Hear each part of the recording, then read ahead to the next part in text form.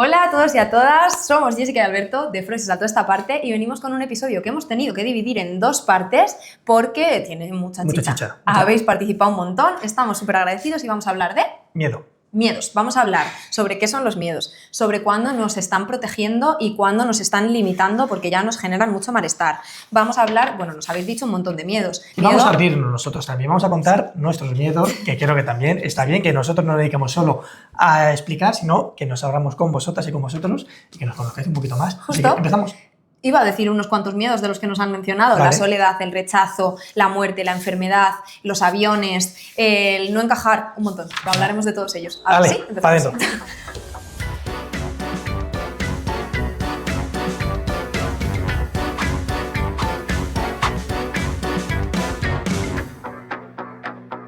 Pues miedos, Alberto, vamos a hablar de miedos, de qué son los miedos, de a qué tendemos a tener miedo cuando nos vamos haciendo mayores, de si hemos superado miedos, un poco de todo esto. Me parece que además como emoción básica que todos vivimos, que todos tenemos, creo que es importante que comentemos. Y aparte que ha participado gente un montón. Un montón de audios, me ha sorprendido, perdón por el ruido, ya, me ha sorprendido un montón, hemos recibido muchísimos más que en el episodio anterior que hablábamos de amor y que quedó súper chulo, así que agradecimiento absoluto. Muy diversos de edades. Tenemos mayores. Así que antes de pasar a definir y de escuchar, vamos a decir, oye, vamos a darle el botón de suscribir, que nos ayuda, que nos acompañáis. Así que damos paso ya a los vídeos. Escuchamos primero la pregunta de qué es lo primero que se te viene a la cabeza cuando piensas en miedo y sigamos. Vamos allá.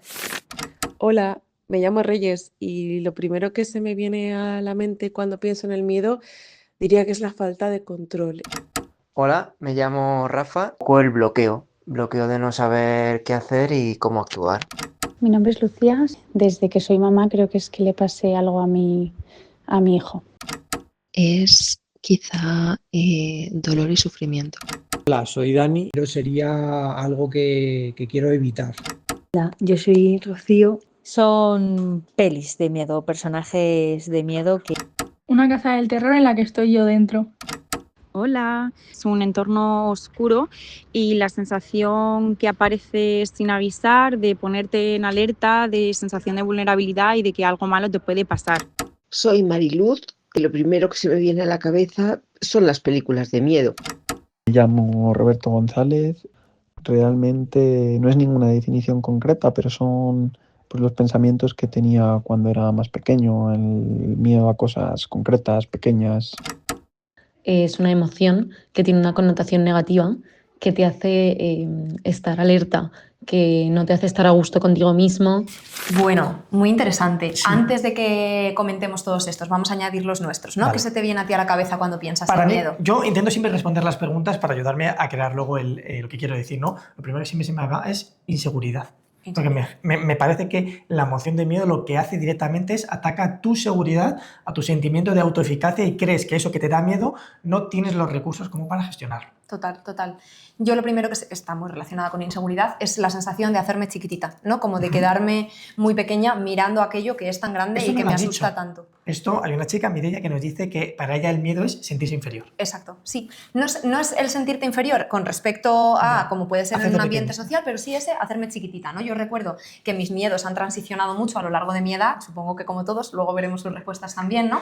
Pero yo sí que recuerdo muchos miedos más en la infancia y en la adolescencia, pues a la oscuridad, a los monstruos, a los fantasmas, a los espíritus, al dormir sola, etcétera, etcétera. Ahora creo que se han ido hacia otro punto, pero en todos ellos, incluso en los más específicos, he tenido esa sensación de inseguridad, de hacerme chiquitita.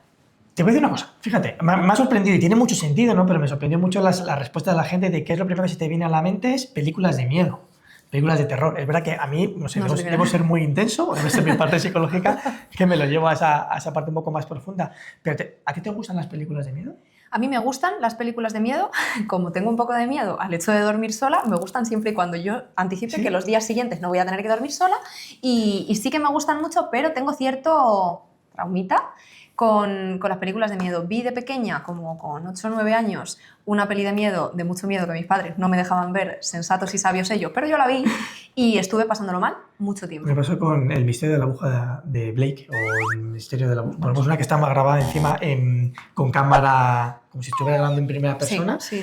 A mí no me gustan. ¿No? No, y es que entiendo la experiencia de ver una película como algo un poco gratificante. Y entiendo que hay películas que son incómodas de ver porque tratan temas que son duros, pero el hecho de ver una película para estar en tensión, para sufrir, para tal, es algo que es que no me gustan.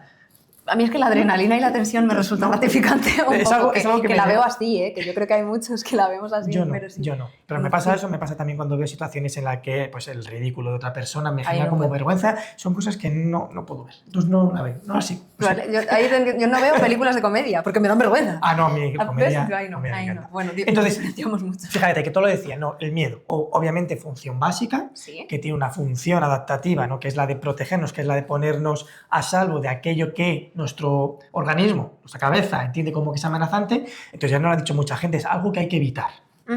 Y luego hablaremos de esto, de si los miedos hay que evitarlos o no hay que evitarlos, ¿no? Pero bueno, que entendamos bien que la emoción del miedo es adaptativa, pero que puede llegar a un punto en el que, como otras tantas, se vuelven desadaptativas y se vuelven disfuncionales. Justo, nos han dicho desagradable, huir, evitar, alarma. Y aquí voy a poner una analogía también para explicarlo un poco, ¿no? Vamos a comparar un poco ese miedo con una alarma, una cámara de videovigilancia, por ejemplo, de una casa, ¿no? ¿Cuál es la función que tiene esa cámara? Pues a priori detectar si viene un intruso para, pues, generar una señal de alarma y avisar, ¿no? De que algo peligroso está sucediendo. ¿Cuándo es adaptativo? Cuando tenemos bien delimitado esto, ¿no? Cuando detecta solo intrusos y cuando emite una respuesta acorde a eso, pues avisar a la policía, mandarte a ti un mensaje si no estás en casa para que puedas prevenirlo en mayor medida. ¿Cuándo no es adaptativo? Pues imaginémonos que esa cámara de videovigilancia lo que hace es avisar a la policía, al ejército y movilizarse en exceso, ¿no? Cuando ese miedo no es adaptativo, cuando nos está generando una respuesta de ansiedad o de hipervigilancia excesiva. De repente me da un ataque de ansiedad, me da un ataque de pánico ante cosas que incluso puede que estén solo, como tú decías, en mi interpretación. ¿Y cuando puede además tampoco ser funcional? Pues imaginemos esa cámara que salta todas las alarmas cuando pasa un perro. Pues a lo mejor no es muy adaptativo. Y a veces nuestro miedo también hace que salte con cosas que a veces se van incluso generalizando, como veremos, y que son más chiquititas del peligro real que aquello puede provocarnos. Esto luego lo vemos en la pizarra, ¿no? Sí. De cómo se mantiene un miedo y cómo se va generalizando, como tú dices, ¿no? Cómo ya es diferente, ¿no? Al estímulo originario, ¿no? Que te generó un temor. Eso es. Vamos a escuchar, a ver qué nos dicen de cuáles son sus miedos, las personas que nos han enviado audios. Venga, y comentamos. Venga. Mi nombre es Macarena. Creo que mi mayor miedo puede ser pues, no encontrar pareja. Antes de ser madre, pues yo creo que tenía otros miedos más típicos, ¿no? Como miedo a la soledad o miedo a que le pase algo a algún ser querido. Pero creo que la maternidad te cambia mucho y te hace tener miedos que van más allá de ti. Sería sufrir una enfermedad de difícil diagnóstico. Mayor miedo ahora mismo sería o una enfermedad con un mal diagnóstico o la muerte de un ser muy querido y muy cercano a mí. El miedo a decepcionarme haciendo cosas impulsivamente y que me conlleven a algo negativo, y el miedo a que me dejen sola a otras personas y vuelvan a hacerme daño. Mi mayor miedo sería el miedo al futuro, al devenir de las cosas, como el poder conseguir un trabajo que me guste, una casa, cuándo voy a conseguir esa casa. Pues no estar a la altura, ¿no? de lo que se puede esperar de mí o de las expectativas que la gente puede tener de mí. El hecho de invertir todo mi tiempo, mi energía, toda mi vitalidad en llegar a ese nivel de expectativas que creo que otros tienen de mí o que yo misma me he autoimpuesto, y a lo mejor no estar pensando en lo que realmente yo quiero o serían mis prioridades por invertir todo ese tiempo en cumplir esas expectativas que no sé si están alineadas con mis prioridades ahora mismo, ¿no? Sin duda que le pase algo a la gente que quiero, que tenga alguna enfermedad o que desaparezca. Mi mayor miedo en la actualidad yo creo que es el ser diferente, el ser como juzgada, criticada. A morirme joven. Creo que, no sé por qué, pero siempre he tenido ese miedo. El miedo a la enfermedad, el ser un poco hipocondríaco, no a morirte, pero a cómo morirte, o a hacer sufrir a los que me rodean. Seguramente esté relacionado con que me pueda pasar a mí o a mi familia o a algún ser querido muy cercano algo negativo, probablemente relacionado con pues, algún problema o dificultad de salud grave. Mi mayor miedo en la actualidad es el futuro de mis hijos. no poder superar las metas que me propongo. Joder, qué interesante. Sí, Fíjate, enfermedad, dificultades, seres queridos, muerte de seres queridos, decepcionarme y quedarme sola, el futuro, ¿no? El miedo al futuro, del devenir, de que haré, a no superar determinadas metas, ¿no? A ser juzgada, a ser diferente, que esto me parece muy interesante. Es verdad que al estar hablando con adultos, aunque hay una chica adolescente menor, ¿no? Hay ciertos miedos que no salen, ¿no? Que son los miedos evolutivos, que comentamos que ya por edad es cierto que se acaban superando. Que vamos a pasar muy por encima, pero porque sepamos que efectivamente para poder ir adaptándonos a la etapa en la que estamos, el miedo cumple una función de protección frente al entorno, ¿no? Entonces los miedos evolutivos son aquellos que van transicionando en función de la etapa en la que estamos, desde los 0 años hasta la edad adulta, y tienden a ser diferentes y son completamente normales y los vamos a ver siempre. Por ejemplo, de los 0 a los 2, que aquí está tu peque, los miedos más habituales son a la separación de mis figuras de apego, a los ruidos fuertes, precisamente, y a los extraños, ¿no? Con una función de protección, claramente. De los 2 años a los 6 tenemos el miedo a la oscuridad, que yo me quedé un poco ahí, a los monstruos y a los animales, a algunos animales.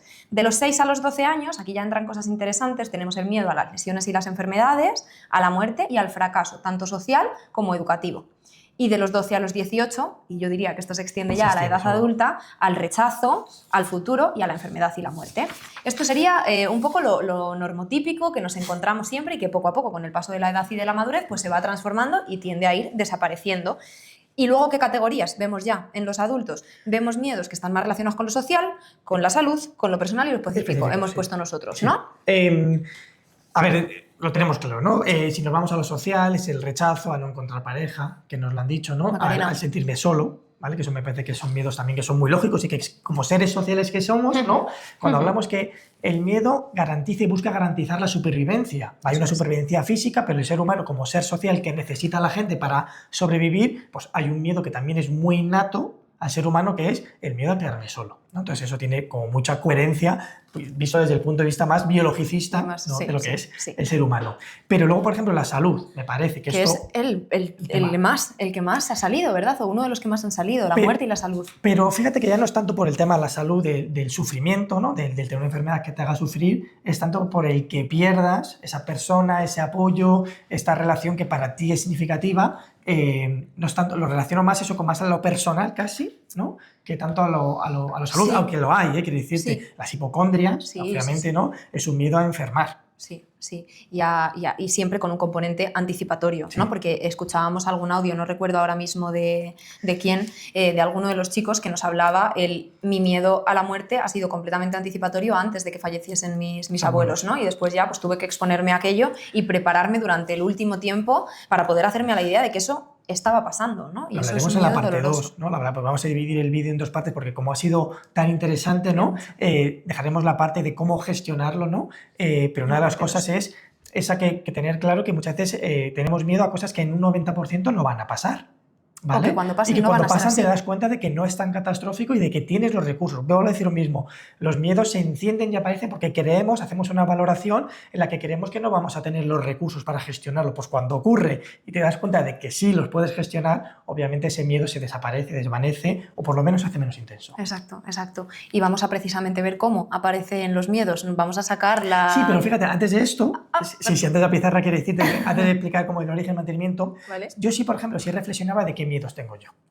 ¿Vale? Y yo, por ejemplo, tengo... Vale, respondes tú, Jessica, creo que es interesante, ¿no? Para mí es Parte mucho 2. más el miedo a lo personal social, ¿vale? Yo, por ejemplo, tengo bastante miedo, lo que me genera más miedo es muchas veces a conflictuar, a decirlo. Y esto viene mucho, yo creo que los miedos muchas veces se generan por autoexigencias, por problemas a lo mejor en el apego, ¿vale? O a veces también por experiencias tempranas. Hay muchos miedos que aparecen por aprendizaje vicario, que es ese aprendizaje que vemos por imitación de figuras. Por ejemplo, nosotros vemos que hay mucho detrás de una persona que es hipocondríaca o con miedo a enfermar, nos encontramos que hay un padre o una madre que ha transmitido un poco ese miedo, ese temor, Esa preocupación excesiva. Sí. Pero, por ejemplo, yo sí me he dado cuenta que muchos miedos, sobre todo a nivel social, que lo vemos aquí, miedo también a ser diferente, a ser juzgada, a miedo a conflictuar, a miedo a discutir, muchas veces viene por las relaciones de apego que has tenido tempranas. Si tú en tu infancia no has sido suficientemente visto o has sido muy criticado o ha sido que tu opinión no ha sido tenido en cuenta, ¿no? O tienes una figura a lo mejor en la que era como mucho más punitiva, pues a lo mejor creces un poco con ese miedo a discutir y naces con una conducta de evitación de esas conductas que lo que hacen es reforzar precisamente eso. Y yo, por ejemplo, yo me veo reflejado que a mí lo que me da mucho miedo es a discutir, porque esa discusión podía generar la ruptura de la relación, sea familiar, sea de pareja, sea de amistad, y también que te puede dejar en la imagen de que no se te valide o de que no eres justo o de que quedes en la otra persona imagen más negativa. Y el problema es que eso hace que aprendes creciendo y desarrollándote y relacionándote desde la inhibición, desde el callarte, que lo que hace es reforzar más eso. Claro. Y yo en mi proceso de terapia que he tenido, he aprendido a plantear de manera más asertiva, porque tuve que desarrollar la asertividad porque no estaba incorporado como mecanismo de comunicación, y cuando te das cuenta que cuando hablas, cuando expones, cuando lo dices, no pasa el temor que tenías. Y entonces aprendes un poco a ir perdiendo miedo y aunque, como te digo, que genere un poquito menos de impacto. Sí. Pues totalmente de acuerdo. Yo es verdad que ahí ¿no? Nos parecemos muy poco en general. Está muy bien. Pero sí, yo no, pero veo muchísimo, lo veo mucho en terapia, ¿no? De personas que tienen muchísimo miedo a establecer límites al conflicto, a decir lo que piensan, por un miedo a que la otra persona se aleje, por un miedo a perder, por un miedo a que haya una discusión en la que luego no me sepa manejar, ¿no? Porque infraestimas un poco eso. Sí, por lo mismo, tengo miedo porque creo que en una discusión, en un cara a cara en el que no voy a saber expresarme, no voy a saber decir y contar bien cómo me siento y poner mi lugar, y eso es mucho trabajo, ¿vale? Eso ya lo hablaremos, y creo que ahí está luego esta pregunta de si el miedo te cuida o te limita. En estos casos, yo creo que te limita mucho más, que te cuida, que te protege, ¿no? Pero sí es verdad que entiendo el miedo más que como un síntoma, muchas veces más como un mensaje, como algo que te está diciendo quién eres, quién fuiste, y que por qué se genera muchas veces ese patrón en base al miedo. Sí. Dicho esto, que me apetecía contarle, voy a pasar a la pizarra. Ayer tuve exacto. sesión con mi psicóloga y estuvimos otra vez hablando un poco de esto. Entonces he dicho, coño, es que esto viene al pelo. Entonces, pizarra de Freud. Dale caña. Vale, a ver, que no se vea aquí. Vamos a hablar del miedo y quiero explicar rápidamente el por qué se instaura un miedo, ¿no? Creo que tenemos que entender que hay dos vías del procesamiento emocional. Tenemos una vía rápida, que es directamente hay un estímulo que aparece, se enciende la amígdala y eso lo que busca sobre todo es la supervivencia. Ejemplo práctico, yo voy a cruzar, no estoy mirando y de repente un coche me pita y rápidamente doy 3 pasos para atrás para que no me atropelle y no me lleve por delante el coche. Esto simplemente es tálamo, amígdala, peligro, respuesta para atrás de huida. Rápido, supervivencia y reflexivo, etc. Y luego tenemos una vía más lenta que es, una vez que pasa esto, se conecta con la corteza prefrontal para que reevaluemos. Por ejemplo, que te da miedo a la oscuridad, ¿no? Estás en una casa oscura y de repente ves una sombra y a lo mejor la amígdala, la vía rápida, te dice, hay alguien dentro. Pero ahí pasa a la corteza prefrontal y te dice, no, es el abrigo que dejé antes. Entonces reevalúas y dices, no es miedo, no es un temor, tengo que pasar. Entonces, ¿cómo se aprende un miedo? Creo que hay que entender, y yo personalmente, que de la corriente es como muy conductista, ¿no? Te das cuenta que pasa un estímulo, pasa algo que de repente te genera un evento negativo. Por ejemplo, imagínate que tengo que hablar en público. Me tengo que exponer, tengo que hablar en público y eso no va bien. Y hace que me trabe, que quede mal, que la gente cuchichea. Entonces es un evento negativo que asocio a un miedo y a una sensación también un poco de ansiedad y que se crea una respuesta, una red en 3 niveles. El nivel sensorial, que es la sensación física, taquicardia, sudoración, nudo en el estómago. Una cognitiva es, se están riendo de mí, no lo voy a hacer bien, pensamientos, ¿no? Que van relacionados siempre pues, con contenido muy negativo, y luego afectivo, que es como me hace a mí sentir eso de capaz, de competente y de pues, esa exposición un poco al ridículo. Entonces eso sería un poco el por qué se origina un estímulo que se condiciona y que es neutro, se condiciona como algo negativo. ¿Y cómo se mantiene? Y lo hemos venido un poco comentando, ¿no? Al final, ese estímulo que ya está condicionado a una respuesta de miedo hace que te genera ansiedad. Lo mismo, oye, pues yo tengo que hablar en público, ya incluso el estímulo no tiene por qué ser en presencia, puede ser imaginado. Tengo que hablar en público la próxima semana. Ya empieza la respuesta de miedo, me sube la ansiedad y esta ansiedad me genera un malestar que no soy capaz de controlar, que no sé gestionar y que lo que hace es una conducta evitativa. Voy a decir que estoy malo y no lo hago, o que estoy afónico, etc. Esa conducta de evitación reduce el malestar, hace que me alivie. Eso se llama en psicología el refuerzo negativo que hemos comentado en otros episodios. La respuesta de huida, la bajada de malestar, hace que se refuerce esta conducta evitativa. Y esta conducta evitativa hace que la respuesta de miedo cada vez sea mayor. Y sobre todo lo que hemos hablado antes, se generalice a otros estímulos que sean similares y que compartan algunas similitudes con el que sea original. Y aquí tú me hablas, por ejemplo, de una amiga que empezó con un temor, ¿no? Fuera de cámaras, al mar, y que se ha ido extrapolando hasta que es que ya no puede puede meterse en el mar.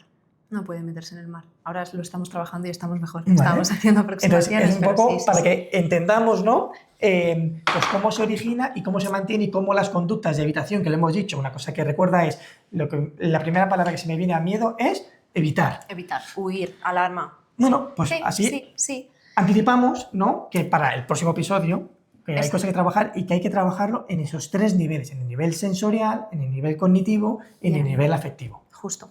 Me parece súper interesante porque creo que tenemos que conocer un poco de dónde viene nuestro miedo, cuál ha sido su origen y en la siguiente parte efectivamente vamos a hablar de claves para manejar nuestros miedos, haremos algún tipo de mini test para saber hacia dónde van un poco nuestros miedos. Vamos a seguir abordando esto, pero me parece que una cosa importante es la autocompasión también con el miedo, ¿no? Y el poder mandarnos a nosotros el mensaje de no mayor inferioridad, ¿no? Ya mi miedo me deja en esa posición de indefensión y me hace un poco chiquitita, y si además yo soy muy autocrítica en mi pensamiento y estoy todo el día diciéndome, madre mía, es que cómo sientes esto, es que mira qué ridículo, es que esto no es normal para tu edad, es que al final también me estoy haciendo como un sufrimiento añadido al miedo original, ¿no? Entonces, creo que para eso es muy útil también pararnos a revisar qué es lo que nos ha llevado ahí. Tú hablabas, ¿no? De cómo se aprende un miedo.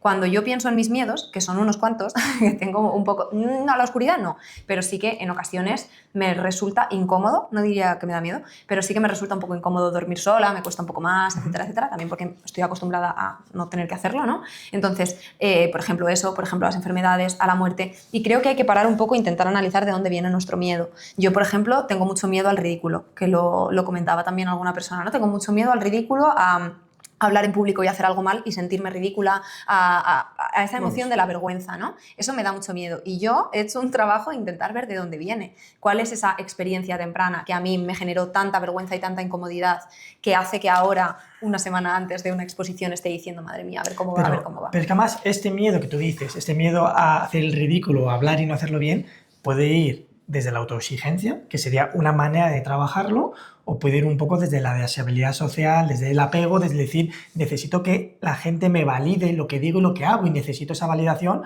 para yo sentirme competente. Entonces, y dependiendo un poco cuál sea la deriva, ¿no?, de ese miedo, pues hay que trabajarlo de una manera o hay que poner el foco en otro, ¿no? Por eso que muchas veces no tenemos que quedarnos solo como psicólogos en el síntoma, sino ver un poco cuál es el origen, la creación de ese miedo y dónde está. Eso es. Bueno, muchas cosas. Pero claro, no nos cabía todo en un único vídeo. Entonces, Alberto, parte 2. Vamos a hablar de si nos cuida, si nos limita. Cuando es una protección y cuando ya se está extendiendo y efectivamente no está siendo útil y está limitando nuestra vida. Vamos a hablar de qué miedos la gente ha podido superar y cómo lo ha hecho, y vamos a intentar dar herramientas para gestionar nuestros miedos e intentar aproximarnos un poco a esa forma más funcional de trabajar. Os dejamos una avanzadilla de lo que vamos a hablar para que os generéis un poquillo de gustirrinín y de apetencia. Y nos vemos muy pronto. Nos vemos el próximo. Vamos a hacer un mini test rápido, 4 ítems para que podáis valorar si vuestros miedos os están protegiendo o os limitan. Hablábamos en la primera parte, yo soy una persona bastante miedosa, pero sí que creo que todos tienen un componente de protección y yo entiendo tanto de dónde vienen mis miedos y conecto tanto con la Jessica pequeña que empezó a originar esos miedos, que siento que tienen un componente, pues eso, de protección. Disfruta de esto porque en algún momento se puede acabar. Ya. Ese miedo me está limitando, por ejemplo, cuando esa deseabilidad social de la que hablábamos se come mi personalidad. Ahí hay un miedo que efectivamente me está limitando. Pero según me subo al escenario, bueno, pues me vienen todos los pensamientos y mi ansiedad sube mucho, ¿vale? Si yo aquí lo que hago es evitar el miedo y me bajo del escenario y me voy a mi casa a llorar, la próxima vez que me exponga a hablar en público, esta curva de la ansiedad será incluso más alta, porque estoy reforzando cada vez más ese miedo. Hay que habituarnos a esas sensaciones y habituarnos a esa exposición de la ansiedad, y cuando veamos lo que tampoco se cumple con la valoración que nosotros teníamos del miedo anticipatorio, pues todo esto va disminuyendo, va desapareciendo el miedo. Una de las cosas que dicen los estudios que más generan un trauma es el no haber construido una narrativa, el no haber podido hablar de aquello que te da miedo, que te genera ansiedad, o aquello que has tenido que vivir y que ha causado una experiencia negativa, ¿no? Entonces,